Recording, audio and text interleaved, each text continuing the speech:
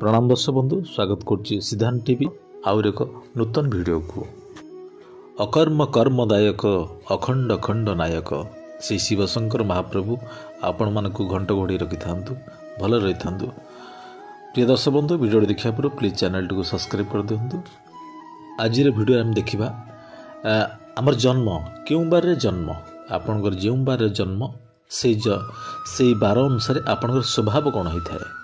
रविवार ठारू धरी शनिवार पर्यंत आपणकर क्यों बार जन्म होते आपणकर स्वभाव कौन होता है सहजे जानीपर। जो आप गोटे खड़ीपाठ कर नाम राशि आप जातक देखा से बुद्धिजीवी आप पचारि आप नामटी कौन आ कारण आप नाम अनुसार सी जापर था आपणकर स्वभाव कौन अच्छी। चलतु आ डेरी नक आरंभ करिया भिडियोटी।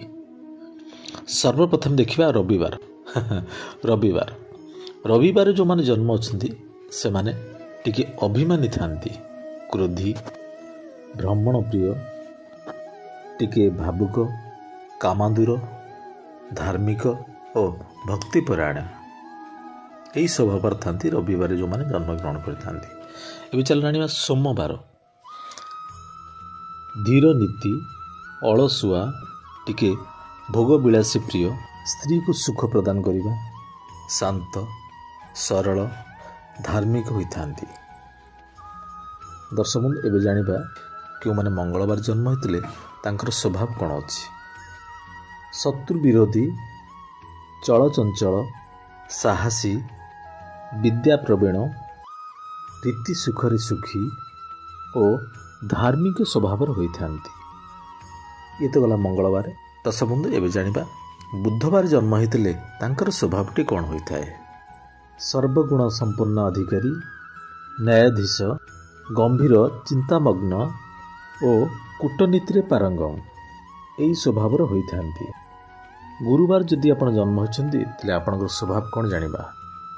गुरुवार जन्म होते बहुत गुणर अधिकारी, ज्ञानी, दयालु, चतुर और कोमल हृदय आपंकर यही स्वभाव गुरुवार जी जन्म होती। शुक्रवार जन्म होता व्यक्तिंकर स्वभाव कौन। पर उपकारी, नीति नियम परायणी, कठोर, भ्रमण प्रिय, नेतृत्ववादी और शांत स्वभाव होता। ये गला शुक्रवार जन्म होता।